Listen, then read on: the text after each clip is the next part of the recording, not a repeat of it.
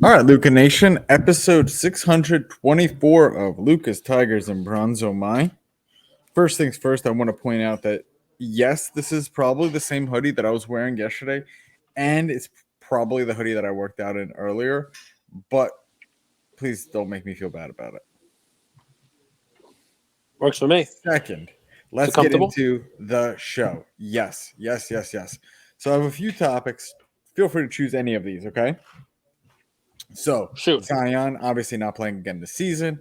Yankees, little bit of news coming out. Do they steal signs? Do they not? There's going to be a whole public letter coming out from the Major League Baseball talking about that. Indy theory. Okay, I have a theory about Indianapolis Colts. Is it a place where quarterbacks go to die? Kind of looking at you, Peyton Manning. Kind of looking at you, Andrew Luck. Or is it a place where dead quarterbacks go to revive their career? Phillip Rivers, Matty Ice. So we could talk a little bit about that. Last thing, a little bit of NBA chatter, okay? So I am personally sounding the alarm bells on this Sixers experiment. It's early, but I'm sounding the alarms. You'll tell me if you agree with that. Also, Warriors, man. I think Warriors are in this kind of stage of, they're directionless. Do they rebuild with Jordan Poole and Kaminga and all that young talent, but then they still have Curry and Draymond and Clay, but do they even have Curry, Draymond, and Clay if they're always injured, right? We got Chris Paul coming back on Wednesday. The Bulls are finally getting healthy, and then we'll get into our plays. And obviously, ad hoc. You could choose anything that we didn't discuss. You could talk about Mint, plans you have. If you want, if people are listening and they're going to be at Mint, where should they meet up with you? A whole bunch of slew of other topics. So that's what I got for you, Cage. You're looking around like I'm crazy, but I don't think I'm that crazy. No, not crazy. That's just a lot of stuff. All right, so let's see. Zion's not playing. The team may be better off without him. They've built up some continuity there. He might clog the hole where Jonas has been playing some real good basketball. Had a nice elbow dig, drop step, score at the end of the game last night that put him ahead, got him the win. Not that they're going to win a championship anyway, but it's nice to see them, doing their thing, even without him. And, it'd be nice to see them have a run, and maybe he'll get healthy and come back next season, instead of rushing back and maybe re-injuring himself. So it sucks. It sucks people holding him. But what if he came back, played a week, was okay, and they got knocked out of the playoffs? It's kind of the same thing. It just kind of, increased the time frame on that. The Colts is a good Indianapolis. Point. Can we stay there? Because that's a good point. That applies to Wiseman too. A lot of people think like when a player gets healthy, he should play. But you just said something really, really, really, really intelligent. I don't even know if you realize it. It's the continuity, right? Because when you bring someone else into the fold, you have to make sure that they get acclimated with the offense, right? So one, you have to change what you're doing in theory to accommodate this guy. And short term, that might not lead to wins. Second thing is, as you play and get into shape, you kind of try to do things that are a little bit maybe outside of what you should be doing. And it could cause you to get injured again. And this isn't you try to rush Zion. yourself. It's everybody. So, and that applies to Wiseman because I don't think Wiseman's going to come back this season either. I mean, listen, Wiseman, we'll see what happens with him anyway, and we'll see what happens with the Warriors. It's a wide open, NBA. Before we get to Indianapolis, I'm really watching the West. I'm watching the Spurs, who won yesterday, and I'm watching the Lakers, such a low blow. What's a low blow? The Spurs. So the reason why you knew I had money on the Warriors, but the Spurs are now only 2.5 games back of the 10 seed, only 2.5 games back of the Lakers. So why I'm watching the Spurs, or that the Spurs are actually playing for something now. The Spurs win a couple games. The Lakers, even though LeBron scores 35, 36 points every night, they can't win. They can't beat the lowly Washington Wizards. You had what's his name last night? Porzingis, looked like he was 11 feet tall and, playing out of his mind again. He sucks. But when you play against the Lakers, who play no defense, everybody looks great against them because they know there's not going to be anybody stopping you. You know you're going to have a career game there. So, over the next 2 weeks, San Antonio picks up some wins. The Lakers keep losing. The Lakers don't have to worry about a one-game play-in. They might not even make the play-in, and that's going to be interesting. So on the West, it's wide open. Who the hell knows what's going to happen? I know you talked yesterday about how nobody wants to play LeBron, if he makes it into the playoffs, but they might not even have to worry about LeBron. He's setting scoring records. I think it's amazing that he got 30,000 points, 10,000 assists, 10,000 rebounds in a game where they were blown out. I think it's amazing that he went and passed Karl Malone in a great individual performance where he lost to one of the worst teams in the league. Yes, he's doing things that defy logic, and he's playing spectacular basketball on a very shitty team. So do you like the playing game? 28-44 cool. Is what the Spurs are. I think they have a win percentage of .389. 39%. Listen, I think that the thought is that it adds a little excitement. It takes a page from the NCAA. The last 4 in, last 4 out on the bubble. Let these guys play in and earn their way in. I don't think there's too much concern that any of those teams might actually make a legit run. Although, if somebody was injured, Anthony Davis is coming back, but does Anthony Davis really friggin' matter? I do like it. The more teams you get into the playoffs, the more exciting it becomes, especially when you get to add a, one game decide it all. You don't usually get that kind of play in. That's like, baseball, if after 162 games, teams are tied and they have to play that one game and you lose, you're out. That's a cool thing. That's not like a game 3-game, 5-game series. It doesn't matter who's playing. Game 1 is game 7. So that's kind of cool. So I don't hate that. So there's that. The Colts. I think it's before we go football, we stay basketball. Yeah. Anything on you gave a lot of topics, man. There were like 50 topics. So we're just stuck on the first one. And I know we got to go get Ian. I know, brother. We'll go rapid fire. Go ahead. NBA. Day, maybe shoot. Anything on the Hawks though? The Hawks just lost to the New Orleans Pelicans. In a close game where Trey's first game back, and they were getting demolished, and Trey brought them all the way back, and the Pelicans held on and won it in the end. Trey had a nice. He has 36 points or something like that. He had a really nice performance. It's weird to watch basketball now. If you watched in the 80s, early 90s, and you watch now, like Trae Young bringing the ball up over the midcourt line, down by 12, and stopping on the logo and throwing up a 3-point chuck with 18 seconds on the shot clock, not even thinking about setting up an offense, not even thinking about setting up a play, just chucking it up. And then it goes in, and everybody celebrates, and everyone on the bench is doing the ice tray. It's just weird to watch, right? To me, that is not. I know it went in, and I know he had a 3-pointer later in the game and tied the game. I think 108. I was watching. It worked, but it doesn't seem to me to be a recipe for winning basketball. I like them; they're exciting. It's not. They're 35-36. They 10th seed in the East. Yeah, but they're another team, right? That if they manage to make it through the gauntlet of the play-in, do you want to play them if they are healthy? They can jump out of the gym. They have a lot of athletic guys. If John Collins is healthy, they can get. You saw it last year. They can go on a run. I'm just wondering if the cause is the effect. You know what I mean? Like if Trey coming up and not running an offense and just chucking it from the logo is what causes them to get down early, and then they have to dig themselves out of a hole every single game, and you need a lot of things to go right. What I think is wrong there. They don't have an offensive identity. They have Trey and a bunch of athletic guys, and even teams that do have an offensive identity, they lose it sometimes based on shifts and changes. I watched the worst offensive quarter I've seen ever in the Philadelphia 76ers last night.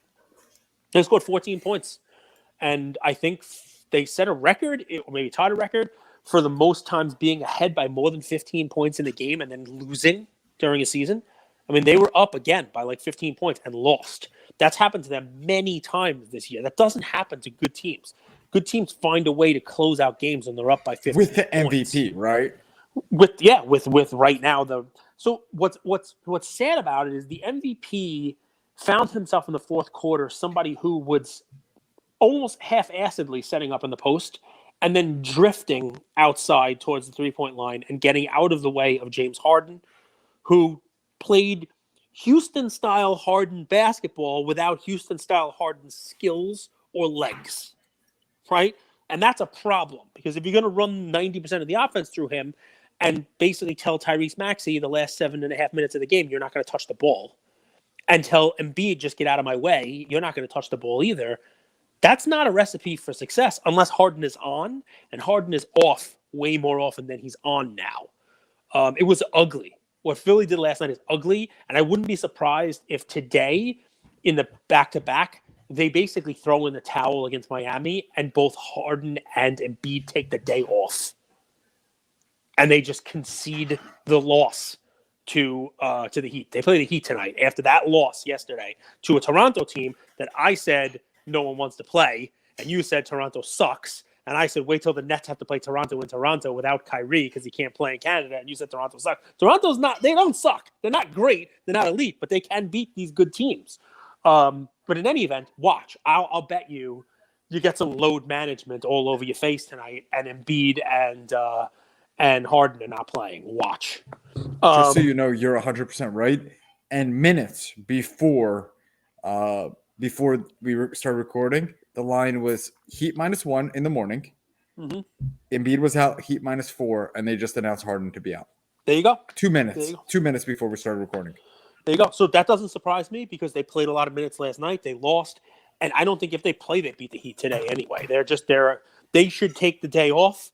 They should go back to the gym, and they should introduce themselves to Tyrese Maxey, who is a clear third option on their team and should be more involved in their offense. And it will take some of the pressure off of Harden. The team can't double team him every single time. You know what I mean? So anyway, I'm not a coach. I don't know the NBA like you know the NBA, but I know what I watched last night is not a recipe for success in the NBA playoffs. Well, here we are 12 minutes in. Guys, I want to say I'm impressed by your analysis, Cage. I would go back in a lot of ways, and I want to hear – we'll probably do like an NBA playoff preview episode. Yep. I think you nailed it right on the head. So let's keep moving. You want to talk a little bit about the Indianapolis Colts and their move today? Listen, here's my take on that, guys. One day in your life, someone will move on from you. Don't dedicate your life to your employer. I've learned this from Andrew. If you die at your desk, your employer will step over you and make sure your job is just being done by somebody else. Maybe they'll send some flowers to your wife. And that is what Atlanta did to Matty Ice. The picture of a franchise quarterback for them, right, has done nothing but perform. He's shown up. He's done what he's supposed to do. His skill level has deteriorated, but they've moved on from him. They've moved on from Matty Ice. And for what? Did they win the Deshaun Watson sweepstakes? So it made sense that they had to move him over there? No. They signed Marcus Mariota, who you guys know I like. You guys know I'm a fan of, and I gave him. He's well-liked around the league is a direct quote. I like him. He's well-liked around the league. I think he's a talented quarterback. He can't get the ball down the field. He's a run-first QB that's used more in the last 3 or 4 years as a gimmick play quarterback than an actual throwing the ball quarterback. For you to trade away your franchise guy and let him go out like that, if you think he can't play anymore, you have a conversation with him. You say he can't play anymore. Now, keep in mind, I'm not in the room. Maybe they did tell Matt that, and maybe he said, screw that, trade me. I still got some gas in the tank, and he goes to play with the Colts. I am going to be rooting for Matt Ryan this year. Not because I like him. I don't think he's the greatest quarterback ever. I think his career numbers are pretty fantastic, surprisingly so if you take a look at him. But I think he's going to go over to Indianapolis with a pretty darn good offensive line and one of the best, if not the best, young running back in the league, anchoring his offense. Who would Jonathan you buy? Taylor. Would you be buying T.Y. Hilton? Would you be buying Jonathan Taylor? Would you be buying Matt Ryan or none of the above? So Taylor's prices already went up, but I would buy Taylor just because they're not going to need Ryan to be gunslinging the ball. They need him to manage the game and not turn the ball over. They need him to not be Carson Wentz, right? They need him to not collapse when you have a playoff, berth, and then just give it away at the end of the year, which is what happened last year. So remember, this team was one win away from the playoffs with Carson Wentz. So Matt Ryan needs to be a little bit better than Carson. Now, keep in mind, it doesn't matter, right? Unless the Colts do something in the draft, unless the Colts sign a couple. The AFC is absurdly good, right? And there are teams that made the playoffs last year that will not make it this year. A lot of the Raiders, right? And it's going to be hard for them with all of the elite quarterbacks in the AFC. It's going to be hard for the Colts to do anything, no matter whether it was with Carson Wentz or with Matt Ryan.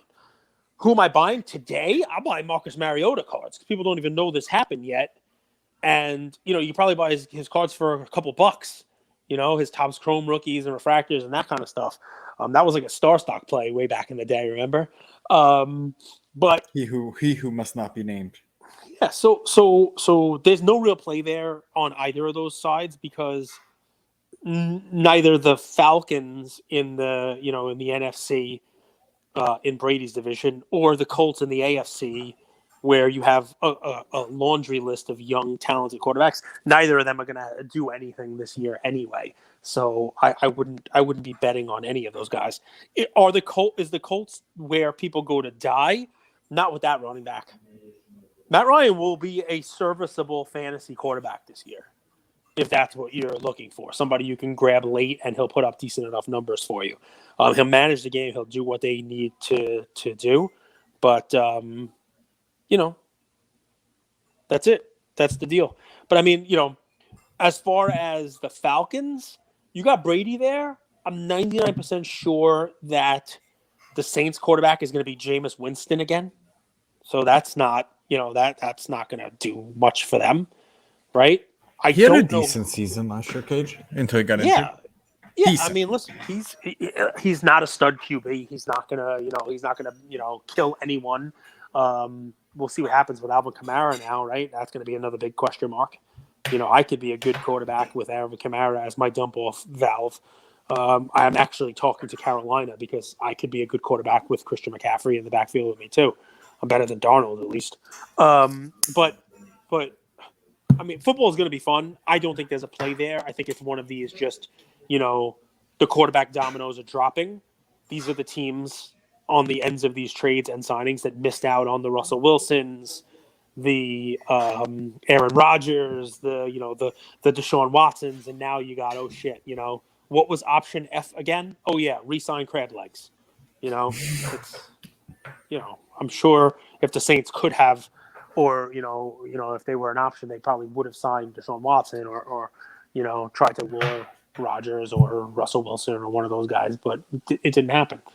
So here we are, 620. The Bulls. You said the Bulls, right? The Bulls was another one of your topics. I'm trying to say your topics. The Bulls are pretenders. I'm 99% sure that if you look at their games this year, they have not beaten any of the top three teams in either conference. Part of that is the injuries, though, Cage. Caruso, Lonzo Ball, and Patrick Williams. You're right. You're right. Just stay with me. It's just a theory.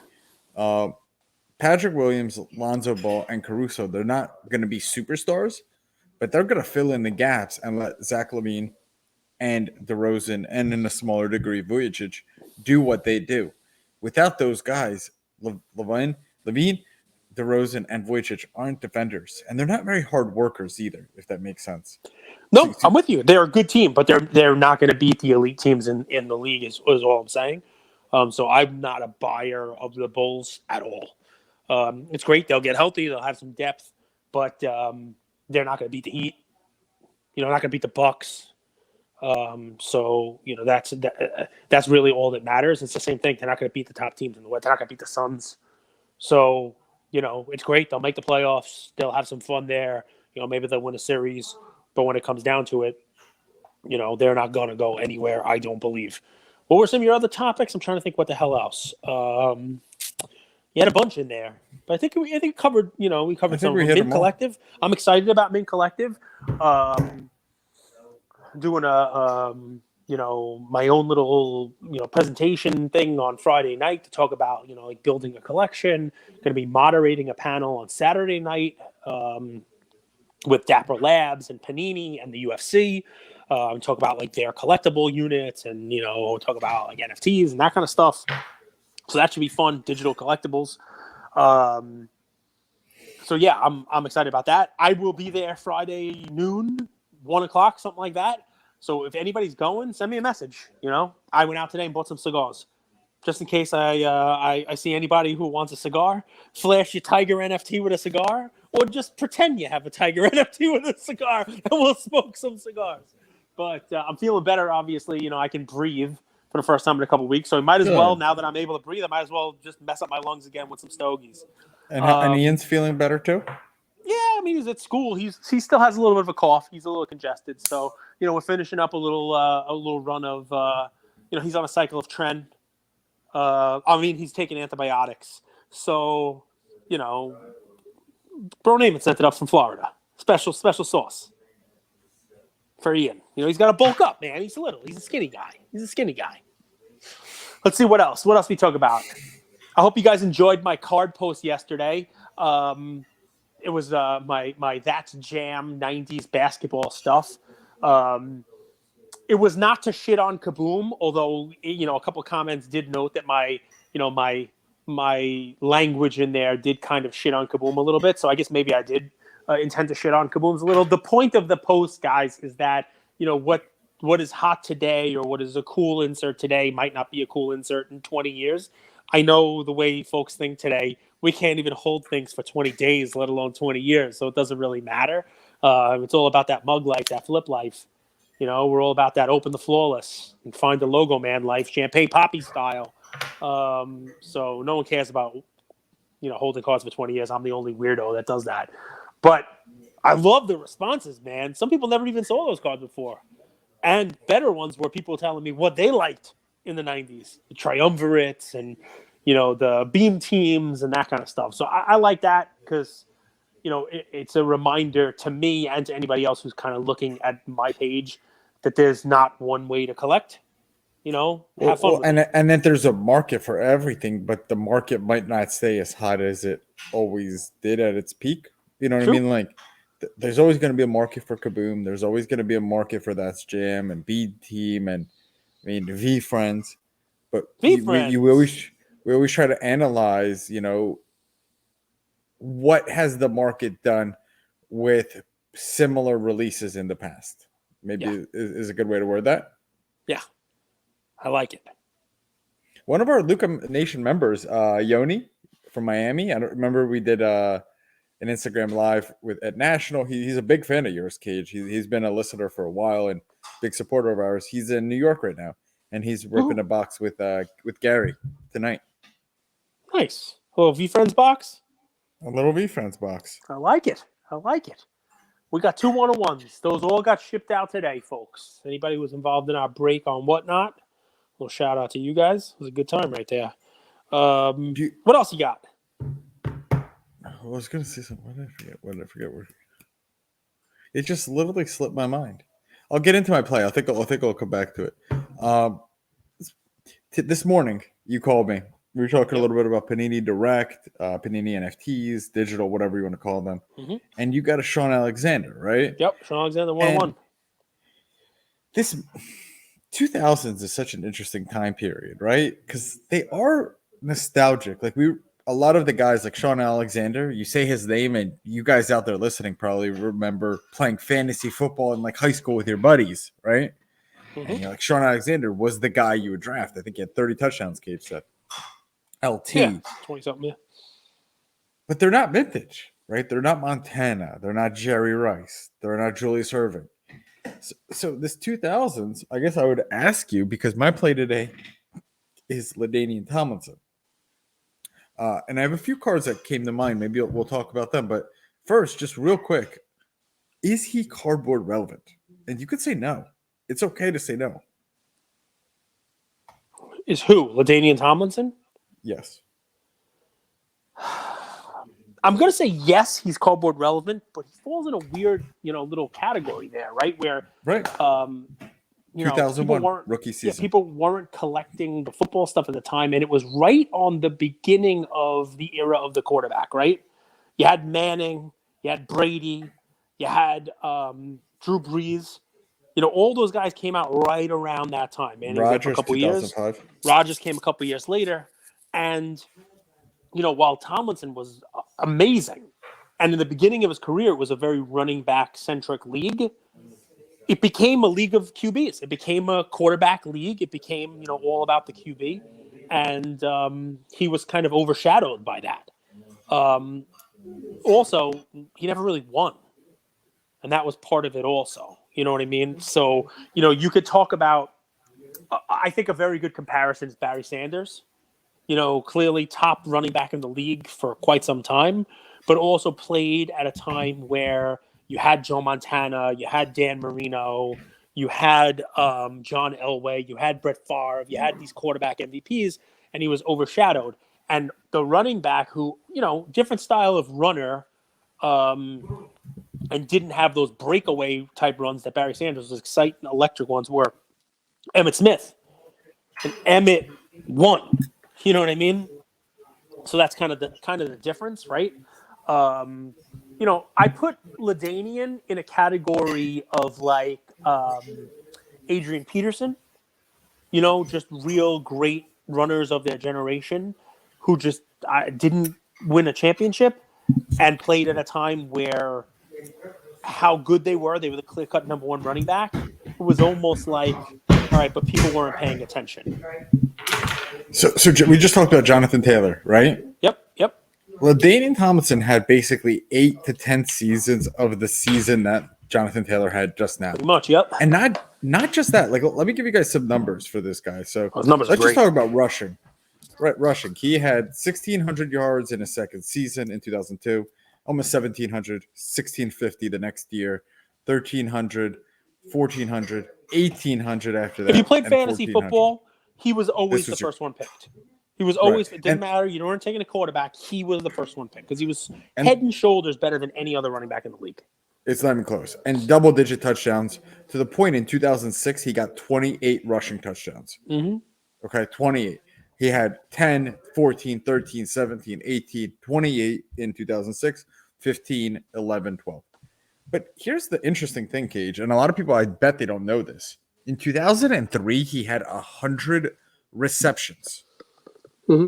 He had 100 receptions. He's like this modern game that we see, screen passes, like you said, the valve to Camaro or Christian McCaffrey or Jonathan Taylor. That was LT before anyone did that. You know what I'm saying? Yep. And we look at Jonathan Taylor. Jonathan Taylor this year had 40 receptions. LT, as a running back, had 100 receptions in 2003. So, I mean, it's interesting. I don't know if he's cardboard relevant. I'll ask you about the card. So there's this 2000. So his stuff is pretty expensive. Like, it's not cheap for a PSA 10, $3,000 for his refractor. Mm-hmm. But there's this 2001 Topps paper card. It's called the Collection. What is that? That's just what they call it, I think, the paper card. Yeah. They call it the Collection. I mean, you got to be careful because some of them were like, complete sets. You know what I mean? So you got to make sure it's not the one that comes from the complete set. So it's the 2001 LaDainian Tomlinson card number 350. There's only 101 of these in a PSA 10. I guess I'll pull it over here. It's the paper version, Cage. You could even see, like, I could show it without a glare, right? Yeah, that's cool. Cool card. $150. $150. And there's only 100 of them out there. Now, I know everyone wants the Topps Chrome and the Topps Chrome Refractor. And if you get the Topps Chrome Refractor, $3,500 card. Pop 16. That's a lot for someone that we just, kind of explained doesn't check all the boxes. But if you go collection, you still get that upside. And I wonder if people are sleeping on that Topps paper of his, which only has a pop of 101. And you could get his PSA 10 for 150. You get a PSA 9 for 20, 30, 40 bucks. Love it. All right, I want to be quick. We talked about a lot of sports stories today. One that got overlooked from the last 24 hours makes me, as a Yankee fan, even more angry because here's another year where the Yankees are doing nothing and making themselves worse. And I lump them in with the Boston Red Sox saying that they're not doing anything either, and maybe they're just these powerhouses are just conceding the World Series to the Dodgers again. Even the Minnesota Twins, they basically offboarded Josh Donaldson's money to us and used that new freed up salary to go sign Correa. I mean, they played the Yankees pretty well. I played that city like a hut from hell. You probably don't know what movie that's from. But in any event, Boston made a splash yesterday, and a lot of people don't even know about it. It's a little bit of a weird one if you're a fan of Boston because they have Xander Bogaerts at shortstop, and they signed a shortstop, and it's one of the bigger names coming into free agency. And I have a feeling Bogaerts is going to stay at shortstop, and they'll probably let this kid play second base, which he played in the minors and actually is pretty good. But Trevor Story signed, and he signed a big deal. So I'm curious what that means for Bogaerts in the coming years. After this year, I think his contract's up. We'll see what happens. If it's going to be a trade or who the heck knows. I guess it'll depend how the season goes. But right now, the left side of that infield, I mean, maybe they'll play Bobby Dell back at first, or who knows what they're going to do. But you got Trevor Story at second. You got Xander Bogaerts at third, and you got Rafael Devers at third short, and second there. That any of those guys can hit 30 home runs and 100 RBIs. All of them may. All of a sudden the Red Sox lineup got really, really strong there on the infield. Like I put that infield up against basically any infield in baseball now. And Story is one of these rare combinations of speed and power. When he was in, I think it was 19, he was in the home run derby. He hit a home run 518 feet. At the time, it was the longest home run ever hit in a home run derby. And he runs too. He's fast. His stats from the last 2 years, they're not full seasons, so you can, take him out of there. But I mean, he's a legit fielder, gold glove winner, power speed combination. And if you're a fan, you have to say, good job by the Red Sox. You got to put butts in the seats, right? You have to have something for people to come root for. The Yankees got worse than they were last year. At least these guys went out and signed one of the top free agents that's out there and gives you something to root for, something to get excited for. So 2016 Topps Chrome. He's got 2013 Bowman autos, but 2016 Topps Chrome. I think it's card number 45. Trevor Story. You buy for a couple bucks. They're all over the place on eBay. It's a bargain basement, just his Topps rookie. I'm just talking about raw. If you want to find a graded one, you might be able to scoop one up cheap now before people realize that he's on the Red Sox.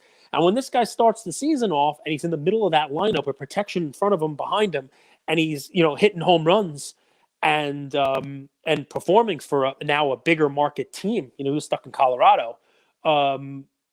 People might actually start looking for his cards, and you'll get him for a couple bucks now, and you're able to flip them. Once he starts performing, good for the Red Sox. I think it's a great move. We'll see what happens again with Bogaerts. But 623, 24 episodes. Any thoughts? Yeah. Let's say you're going to parent-teacher conferences. What would you give us?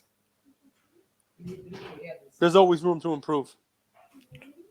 Always, no matter what.